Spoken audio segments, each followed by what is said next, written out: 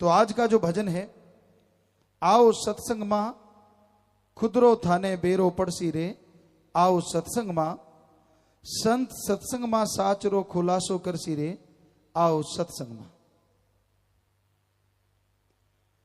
सत्संग, जैसा इंसान संग करता है वैसा रंग लाजमी चढ़ता है। जैसा करो संग वैसा चढ़े रंग। जैसे खरबूजे को देख के खरबूजा रंग पकड़ता है, यह कहावत है जमींदारों में, किसानों में, कि खरबूजे को देख के खरबूजा रंग पकड़ता है। उसी तरह इंसान जैसा संग करता है, जैसी सोहबत करता है, वैसा उसके ऊपर असर लाजमी होता है। कोई जुआ खेलने वाले के पास बैठेगा तो ज्यादा देर जुआ खेलने से बचेगा नहीं, खेलना ही पड़ेगा एक ना एक दिन। कोई नशेड़ी का संग करेगा तो वो भी कभी ना कभी नशा जरूर करेगा। कोयले की खान में जाओ तो कालिक से बच नहीं सकते। नमक की खान में जो कोई जाता है तो नमक में हो जाता है। इसी तरह अच्छे संग भी हैं। चंदन के पास नीम चाहे कितना कड़वा हो लगा हो, फिर भी उससे खुशबू आने लगती है। बदबूदार शराब, गंदे नाले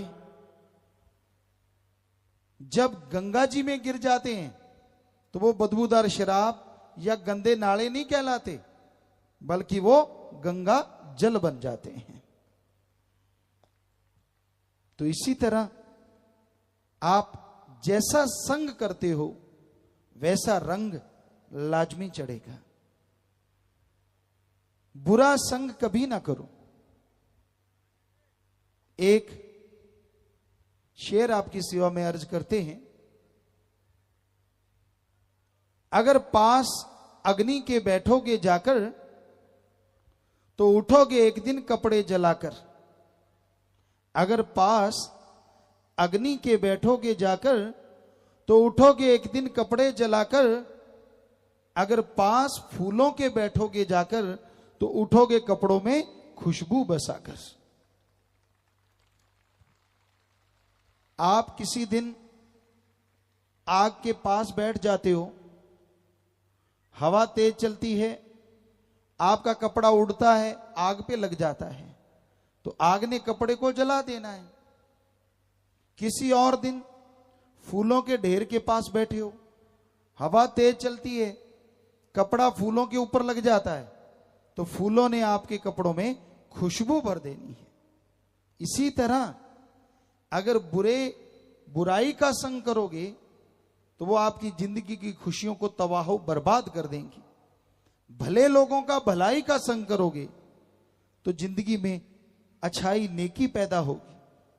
और अगर सत्संग करोगे, जीते जी गम दुख दर्द चिंता परेशानियों से मुक्ति और मरणोपरांत जन्म मरण से मुक्ति जरूर मिल जाती है।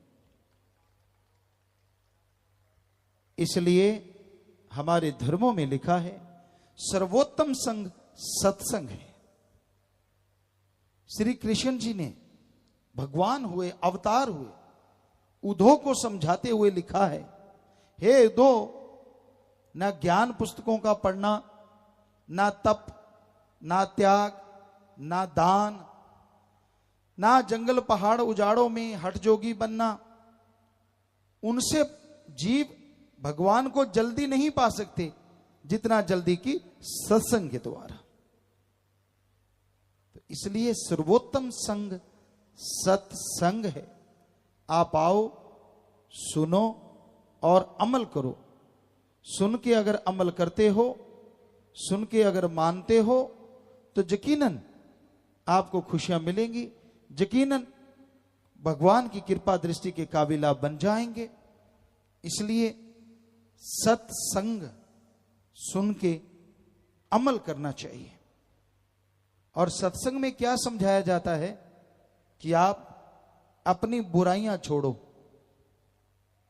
बुरी आदत जिसको पड़ जाती है ना, कितना ही जोर लगा लो छूटती नहीं जल्दी से। एक कहावत है, पशु रस्सा चबाना ही लग जाए, चाहे उसको बिनोला डालो, चने डालो, वो अच्छे नहीं लगेंगे, वो रस्सा चबाएगा ही चबाएगा। वैसे ही आदमी की आदतें हैं, जैसी आदत पड़ गई, अगर बुरी आदत पड़ गई, गलत आदत पड़ गई, मेवे मिठाइयां कितनी खिला दो, वो गंदगी में मुंह मारेगा ही मारेगा। कबीर जी ने लिखा है, चोर जुआरी क्या बदलेंगे ये तो माया के मजदूर, चोर जुआरी क्या बदलेंगे ये तो माया के मजदूर, मना रे तेरी आदत ने कोई बदलेगा हरि जन सूर। अब सारा दिन लोभ लालच में उसकी जेब काट लूं, उसकी जेब काट लूं, ठगी मारूं, बेईमानी करूं, उसकी डोल ढा के अपनी जमीन बढ़ा लूं, उसका प्लाट छीन के अपनी जगह ज्यादा कर लूं। जो इसमें डूबे हुए हैं वो अपनी आदत खाक बदलेंगे? वो तो नरकों का रास्ता तय कर रहे हैं। कौन बदलेगा मन की आदत को? मना रे तेरी आदत ने कोई बदलेगा हरि। या तो भगवान बदल सकता है, या हरिजन जो उसके भक्त हैं, शूरवीर योद्धा बहादुर भी अपनी आदतों को बदल सकता है। वरना जैसी मानस को आदत पड़ जाए वो आदत छोड़ता नहीं। तो संत आते हैं आदमी के अंदर जो आत्म बल है, जो रूहानी ताकत है, उसको बढ़ाने के लिए, कि आपके अंदर भगवान ने घनी ताकत भर रखी है, पर वो दबी हुई है। जैसे दूध में घी है पता ही नहीं, धरती में पानी, फूलों में खुशबू, सरसों तिलों के दानों में तेल। पर ये जब ज्ञान हो जाए कि ऐसे जाग लगाने से दूध जम जाएगा, उसको बिलोएंगे तो मक्खन आएगा, गर्म करेंगे तो छाछ अलग और घी अलग हो जाएगा, तो घी मिल गया। वैसे ही भगवान ने सबके अंदर आत्म बल, हरि रस, अमृत, आबो हयात लबालब भर रखा है।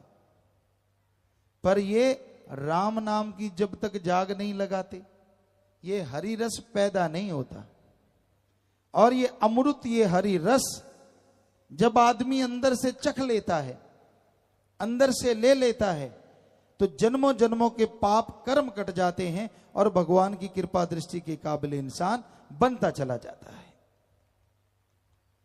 तो सत्संग में आओ, सुनो और अमल करो, तो भाई आपके जो बिगड़े काम हैं वो संवर जाएंगे, जो बुराइयां हैं वो आपकी धीरे धीरे दूर हो जाएंगी। और जैसे जैसे आपके अंदर से बुराइयां दूर होंगी, जैसे जैसे आप पवित्र होंगे, वैसे वैसे भगवान के नूरी स्वरूप के दर्शन होने शुरू हो जाएंगे। और भगवान के दर्शन से क्या होता है? उसकी कृपा दृष्टि मिलती है, उसकी दया में रहमत मिलती है, और इंसान अंदर बाहर से खुशियों से माला माल हो जाता है। तो आपसे यही प्रार्थना है, यही विनती है कि आप सत्संग पूरा सुनो और अमल करो। यकीन मानो, आपके अंदर की बेचैनियां, आपके अंदर के गम, दुख, दर्द, चिंताएं धीरे धीरे दूर होती जाएंगी और आप मालिक की कृपा दृष्टि के काबिल बनते जाएंगे, लायक बनते जाएंगे। तो संतों का काम जीवों को बताना है, जीवों को समझाना है। जो मान ले उसका भला होता है, और जो नहीं मानता, संत तो भला ही मांगते हैं पर हर किसी को अपने कर्मों का फल भोगना पड़ता है। आपकी जगह पे आपके माता पिता, बहन भाई, बेटा, पति पत्नी कोई कर्म नहीं उठा सकता। कर्म कोई आपके काट सकता है तो राम का नाम। संत, पीर, फकीर वो भगवान से प्रार्थना करके, विनती दुआ करके आपके कर्मों का बोझ हल्का करवा सकते हैं। वरना जैसा बोओगे वैसा काटोगे। अगर बबुल का पेड़ बीजते हो तो उस पे आम नहीं लगते, तो भाई उसमें तो बड़ी सूड़े आएंगी। कर्म अगर खोटे करते हो, बुरे करते हो, तो आने वाला टाइम, आने वाला समय आपके लिए बुरा होगा ही होगा। इसलिए बुरे कर्म ना करो। कई आदमी कहते हैं हमने तो बुरा कर्म किया ही नहीं, हमने तो खोटा कर्म किया ही नहीं, फिर भी दुखी हैं, फिर भी परेशान हैं। उसका कारण है संचित कर्म, जन्मों जन्मों के इकट्ठे हुए पाप कर्म जो इस शरीर को भोगने पड़ते हैं। और इस शरीर में जब वो कर्म भोगने पड़ते हैं तो आपकी की गई मेहनत खाक हो जाती है। जो गांव में कहा जाता है मैं सोने को हाथ डालूं तो राख हो जाता है, वो पाप कर्मों की वजह से है। और संचित पाप कर्म कटते हैं भगवान के नाम से। सुमरन करो, मेहनत करो। तो क्या लिखा है हमारे हिंदू धर्म में, हिम्मत करे अगर इंसान तो सहायता करे भगवान। इस्लाम धर्म में हिम्मते मर्दा मददे खुदा, बोली का फर्क कि आप हिम्मत करो, भगवान मालिक आपकी मदद जरूर करेंगे। तो हिम्मत करना, मेहनत करना, इंसान को भगवान ने ताकत दी है। तो आप हिम्मत कीजिए, अच्छे कर्म कीजिए, मालिक से मालिक को मांगो, मालिक से मालिक की औलाद का भला मांगो, तो मालिक आपका भला जरूर करेंगे। सत्संग में आते हो तो संतों की बात सुनो, बतियाओ ना, आपस में बातें ना करो। क्योंकि संत जो बात कहने आते हैं वो भगवान के वचन होते हैं, और आदमी सुन के मान ले तो उसके आने वाली जिंदगी के आदर्श की प्राप्ति का बीमा हो जाता है। यानी घनी खुशियां उसको मिलेंगी, बहार छा जाती जिंदगी में, पतझड़ का मौसम कभी आता नहीं। तो संत सत्संग में बुराइयां छुड़ाने आते हैं। सत्संग का मतलब यह नहीं होता कि पहले आपसे पैसा इकट्ठा करें और बाद में सत्संग करें, या सत्संग करने के बाद आपसे पैसा ले लें। वो सत्संग नहीं, वो तो एक बिजनेस है, एक व्यापार है जो दुनिया में बहुत लोग कर रहे हैं। भक्तजनों, भगवान का नाम तो अनमोल है, ईश्वर नाम अमोल है, बिन दाम बिकाए, बिना दाम के मिलता है। संत पीर फकीर ईश्वर का नाम बिना दाम के देते हैं, वही फलता फूलता है। तो इसलिए भगवान के नाम का जाप करो। भगवान की अगर आप सेवा करना चाहते हो, दान करना चाहते हो, पुण्य करना चाहते हो, कोई रोकता नहीं, करो, पर सही जगह करो। कोई बीमार है उसका इलाज करवा दो, कोई भूखा है उसको खाना दे दो, कोई प्यासा है पानी पिला दो। इस पे जो आपका पैसा लगेगा वो बिल्कुल सच्चा दान है, बदले में खुशी ना मिले हम आपको गारंटी देते हैं।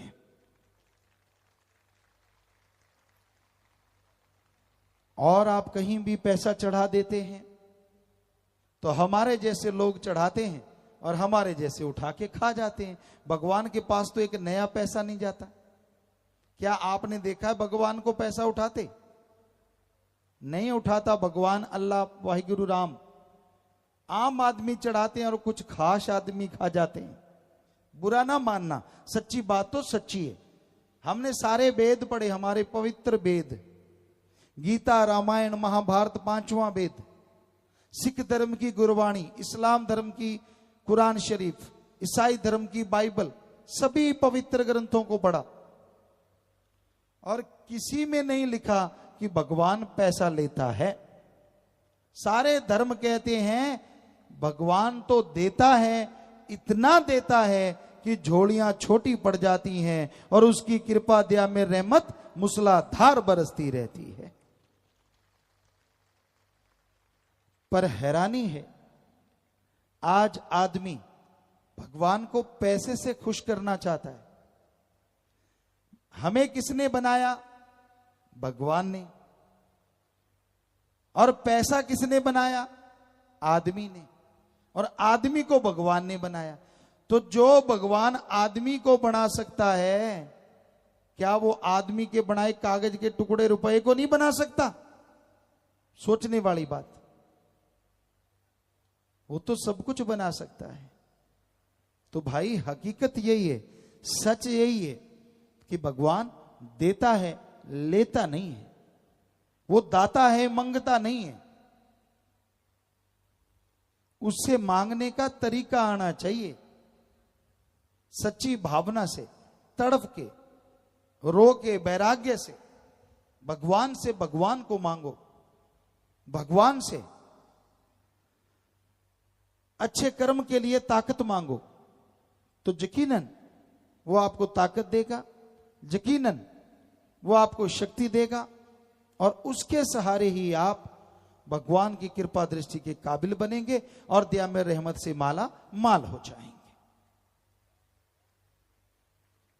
तो संत समझाने आते हैं, संत सत्संग लगाते हैं ताकि समाज की बुराइयां दूर हों। सत्संग लगा के समझाते हैं ताकि इंसान गम, दुख, दर्द, चिंताओं से मुक्ति हासिल कर ले। तो संतों की बात सुनो, अमल करो, मानो, तो वो नजारे मिलते हैं, वो खुशियां मिलती हैं जो आपने कभी सपने में भी नहीं सोची होती। सत्संग में थाने बेरा लाग सी कीरे वंशज थे हो भाई, कीरे वंशज थे हो। और अगली लाइन में इसका जवाब है, मालिक स्यों थे बिछड़ रह आया, मालिक रह वंशज हो भाई, मालिक रह वंशज हो। संगत में संत बात साची कर सी। हर कोई कहता है कि मेरा वंशज वो था, मेरे पुराने बुजुर्गों का नाम ये था, हमारी पीढ़ी वहां से चली थी। पर कितने? कोई 10, कोई 20, कोई 100, कोई 200 बुजुर्गों का बता सकता है। पर असलियत में हम किसके वंशज हैं?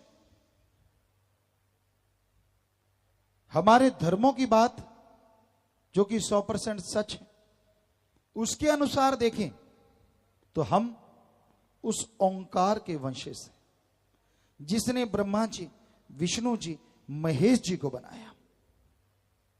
कहते हैं ये जो शरीर बने, संभ्य मनु, हिंदू धर्म में ब्रह्मा जी के बच्चे संभ्य मनु और औरत सतरूपा, उसकी औलाद हैं हम सारे के सारे।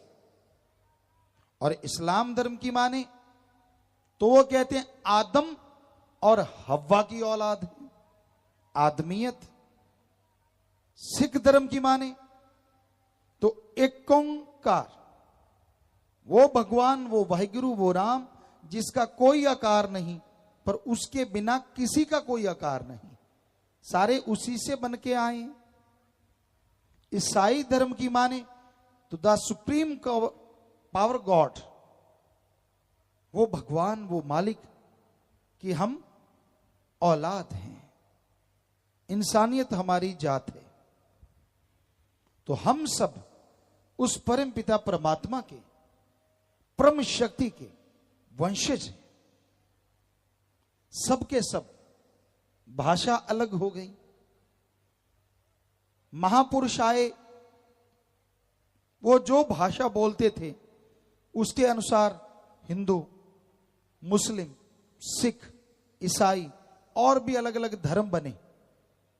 पर पानी को जल कह दो, वाटर, वाशर, आब, नीलू, नीरू, अने, तो पानी का नाम बदलने से क्या पानी का स्वाद या रंग बदलेगा? नहीं बदलता।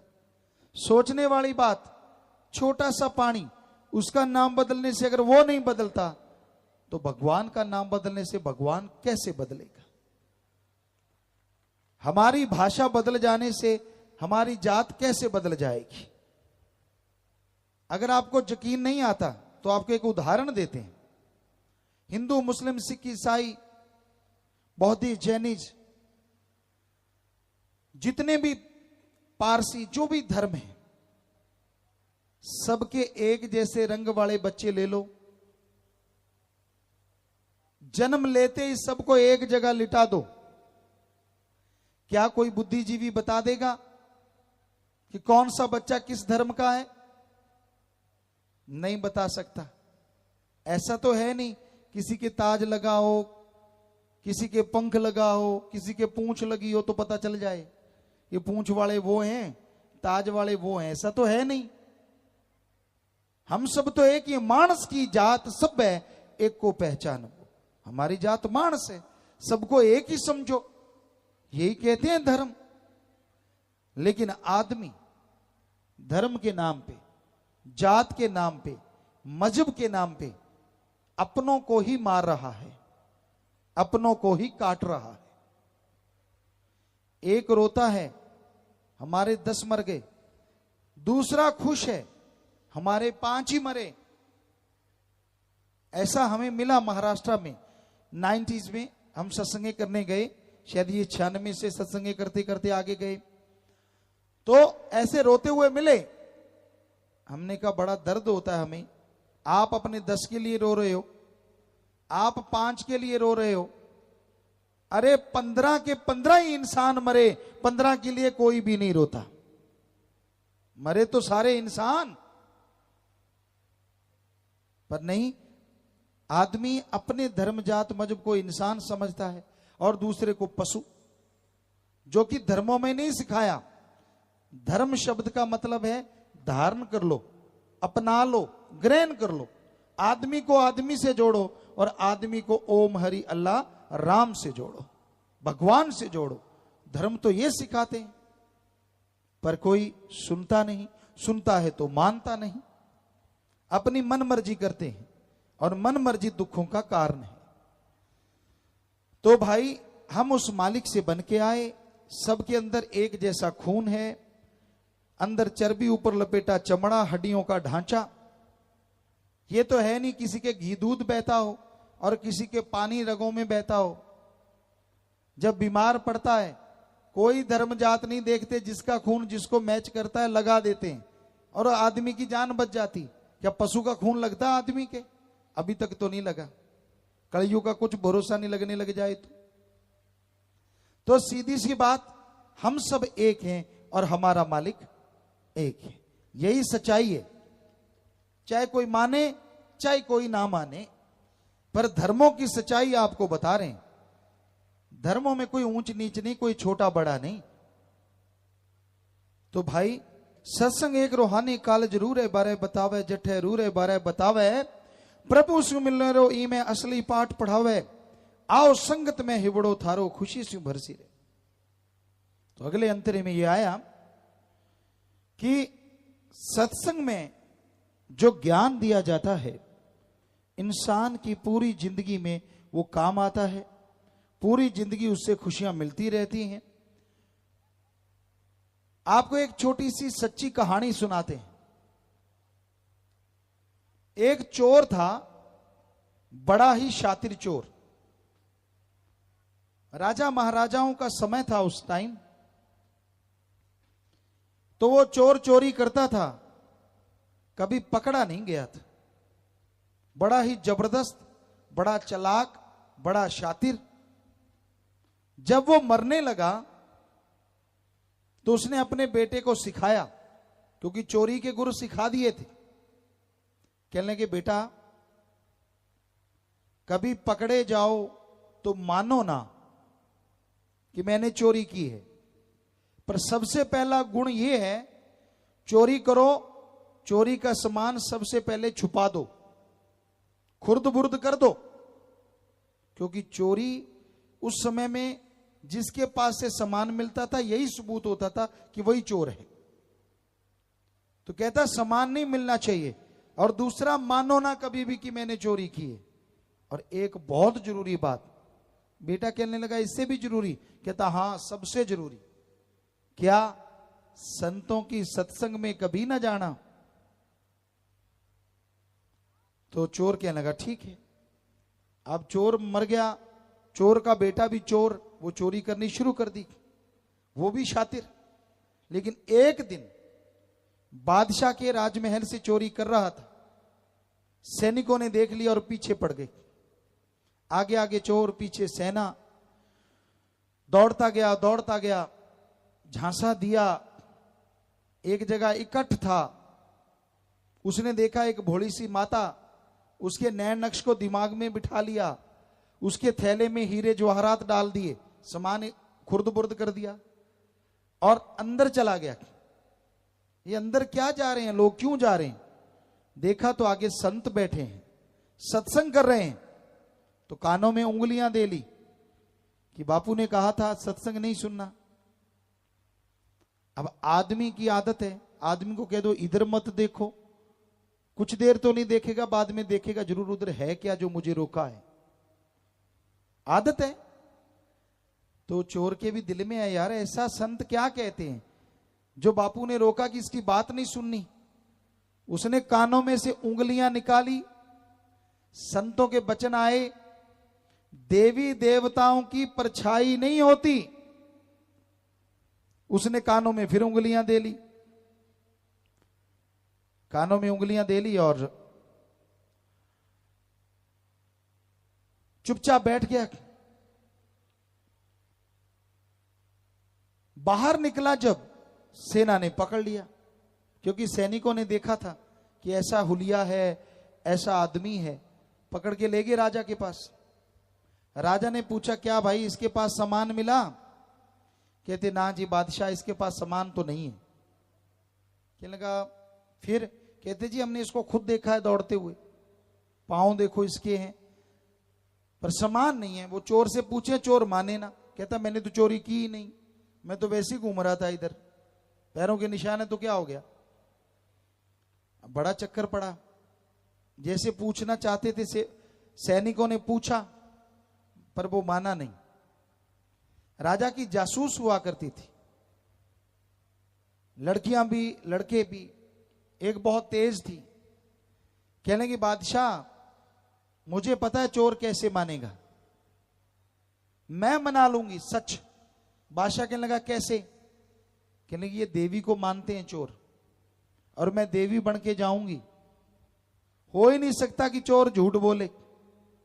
बादशाह कहने लगा बात तो तेरी सच्ची है। अब उस शाम का समय हुआ, उस जासूस ने, उस लेडी ने वैसे कपड़े पहने, देवी वाले 2 नकली हाथ लगा लिए, पूरा सज धज के चल पड़ी। जेल खाने में 2-3 दरवाजे थे, अब लोहे की सलाखें थी। चोर देख रहा है कौन आ रहा है, कोई औरत, मसाले थोड़ी थोड़ी जग रही थी। कहने लगा ये तो भाई कोई अलग औरत है। जैसे ही गेट के पास आई तो पहरेदार धड़ाम से गिर गए, क्योंकि पहले से सेटिंग की थी, और गिरते गिरते दरवाजा भी खोल दिया, खूंटा तो पहले ही खोल रखा था। चोर ने कहा तेरी ये तो माता है। देखो पहरेदार बेहोश हो गए और गेट अपने आप खुल गए। अब दूसरे गेट पे पहुंची, वहां भी वैसा ही हुआ, पहरेदार गिर गए, गेट अपने आप खुल गए। तीसरा गेट भी ऐसे ही खुला और वो माता बनी जासूस पहुंच गई चोर के पास।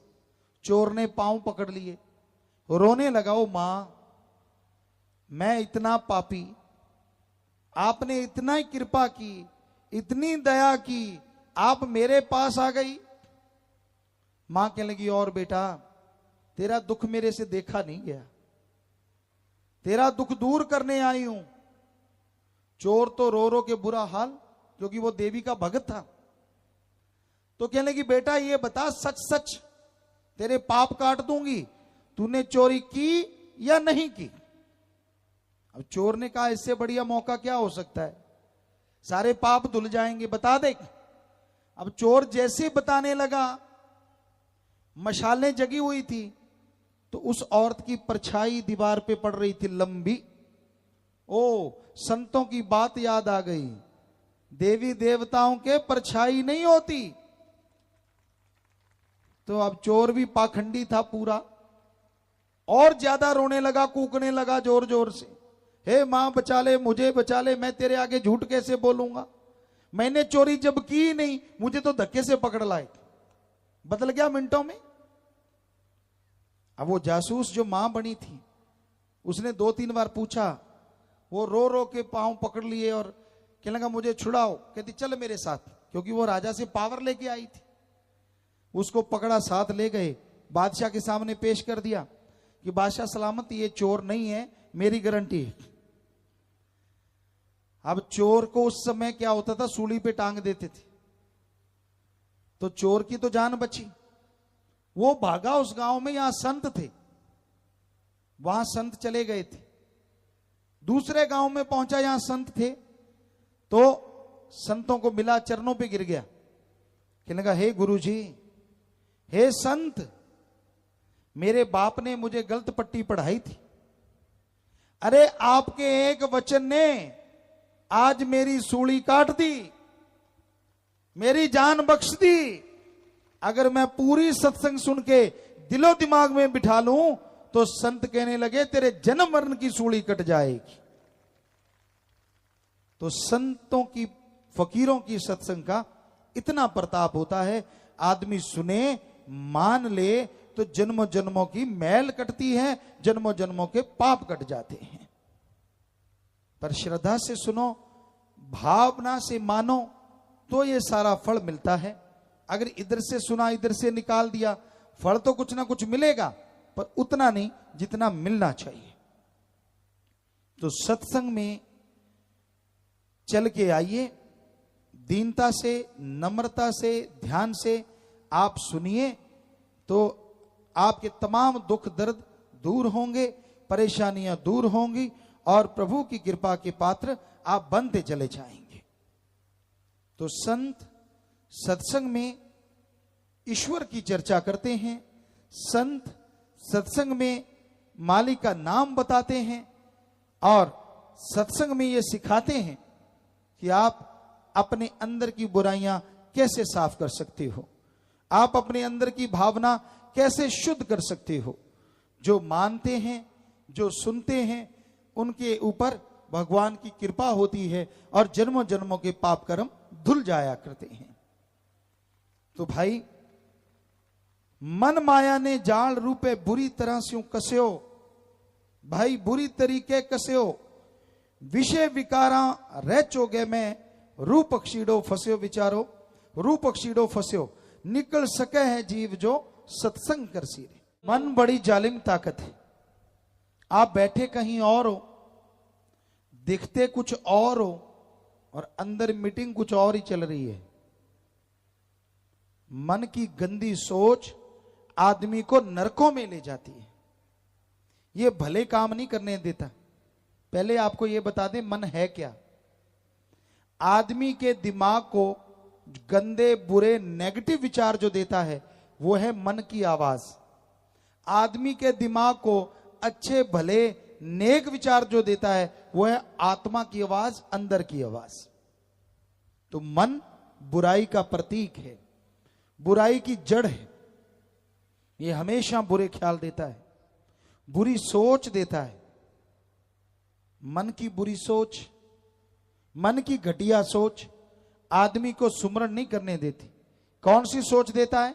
काम वासना, विषय विकार। आदमी औरत की तरफ, औरत पुरुष की तरफ आकर्षित होते हैं, लड़ाई झगड़े, कत्लो गारत इससे बढ़ती चली जाती है, आदमी गंदगी का कीड़ा बन जाता है। फिर है क्रोध, मन के ये सारे अधीन हैं। क्रोध, जब गुस्सा आ जाए आदमी चंडाल बन जाता है, चंडाल। सामने मां, बाप, बेटा, बेटी, कोई भी आए सबको गाली गलौज करेगा, सबको बुरा बोलेगा, क्योंकि तब चंडाल का रूप हो जाता है, बेरहम। तो जितना टाइम क्रोध में जला वो श्वास खत्म, बाद में उसके लिए रोएगा मैंने ऐसा क्यों किया, वो श्वास खत्म, बर्बादी हो गई। फिर है लोभ, लोभ लालच। लोभ है सर्व पाप का बाप। लोभ लालच जब आ जाता है तो आदमी पाप करता चला, ना भाई भाई को मार देता है, बाप बेटे में झगड़े शुरू हो जाते हैं सिर्फ लोभ लालच की वजह से। मोह ममता, आज के युग में मोह ममता बहुत छाया हुआ है।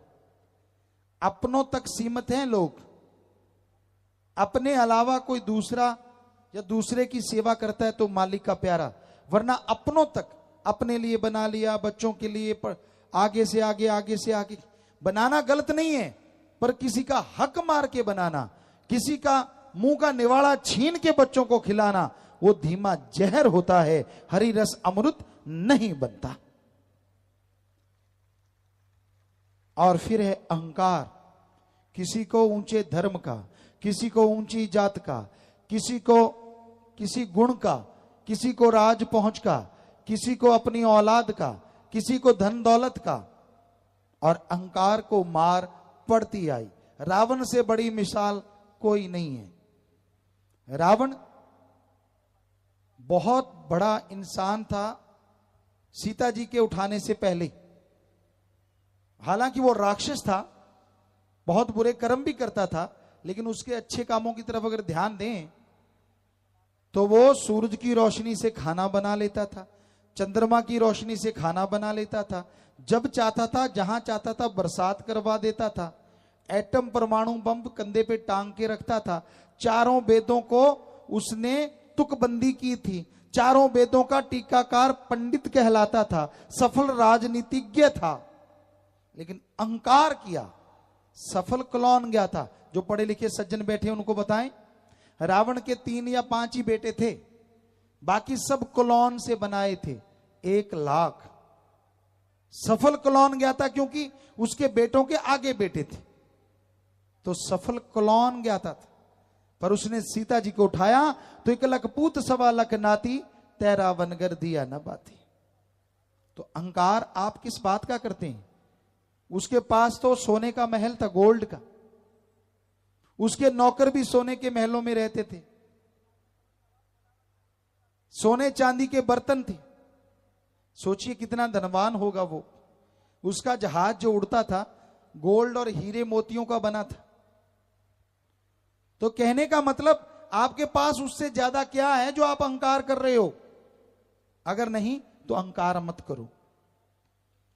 चाखा चाहे प्रेम रस, राखा चाहे मान, एक म्यान में 2 खड़ग, देखा सुना न कान। भगवान के प्यार को पाना चाहते हो और अहंकार भी रखना चाहते हो, घमंड, दोनों चीजें इकट्ठी नहीं रहती। जैसे एक म्यान में 2 तलवार नहीं रहती, उसी तरह एक शरीर में भगवान का प्यार और अहंकार इकट्ठे नहीं रह सकते। इसलिए दीनता धारण करो, नम्रता धारण करो, ताकि भगवान की कृपा पात्र आप